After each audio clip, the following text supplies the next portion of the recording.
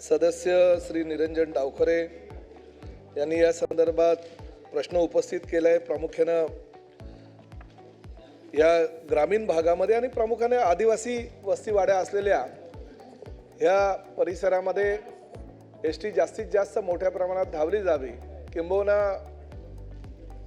गाव तेथे एसटी ही संकल्पना आपली सरकारची होती, रस्ता तेथे एसटी ही संकल्पना सुद्धा सरकारची, आणि मी परिवहन मंत्री आणि एसटी महामंडळाचा अध्यक्ष झाल्यानंतर त्या संकल्पनेमध्ये अजून भर टाकली आणि एसटी तेथे एसटी म्हणजे आपला शेड्यूल ट्राईब आदिवासी वर्ग ज्या परिसरामध्ये राहतो, खेड्यापाड्यामध्ये आणि दऱ्याखोऱ्यामध्ये, त्या ठिकाणी सुद्धा एसटी पोहोचली पाहिजे ह्या मताचा मी आहे आणि तसा सुतोवाच सुद्धा मी सभागृहामध्ये अनेक वेळा केलेला आहे। सभापती महोदय, ही वस्तुस्थिती आहे। ते सन्माननीय सदस्यांनी जे सांगितलं होतं की आपल्याकडे काही काळ बसेस घेण्याचं प्रमाण हे फार कमी झालं होतं, किंबहुना गेल्या 7 ते 8 वर्षामध्ये आपण नवीन बसेसच घेतल्या नव्हत्या। त्यावेळेस शासनाला असं वाटलं की नवीन इलेक्ट्रिक बस आपण घेतल्यानंतर त्या बसेसची आवश्यकता भासणार नाही, परंतु इलेक्ट्रिक बसेसचं उत्पादन हे राज्यामध्ये फार कमी प्रमाणात होत असल्याकारणानं आपण परत डिझेल बसेस घेण्यावर आपला कल दिला। तुम्हाला त्या म्हणजे चौथा प्रश्न ऍड करायचा आहे याच्यात?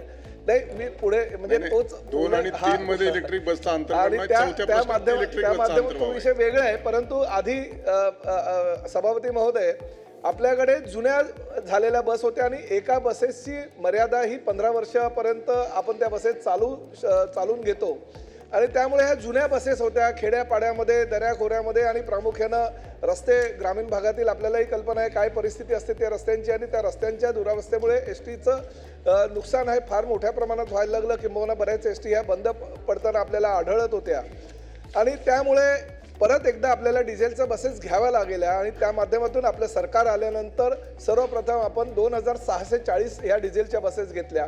त्यानंतर अजितदादा उपमुख्यमंत्री आणि अर्थमंत्री असताना मी त्यांच्याकडे संकल्पना व्यक्त केली की आपल्याला दर वर्षाला 5000 ह्या बसेस घ्यावे लागतील, आणि परत एकदा 3000 बसेस घेतल्या, आणि आता 5000 बसेस अशा मिळून आपण 8300 बसेस ह्या एसटी महामंडळाच्या घेतोय।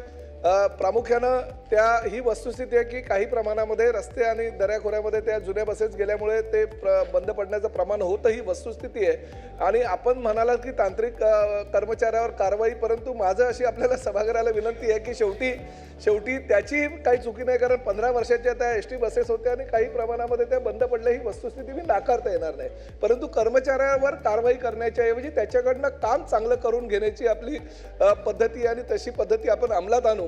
आणि त्यांनी जो दुसरा महत्त्वाचा मुद्दा उपस्थित केलेला आहे की त्या ग्रामीण भागामध्ये एसटी तुम्ही नवीन देणार का?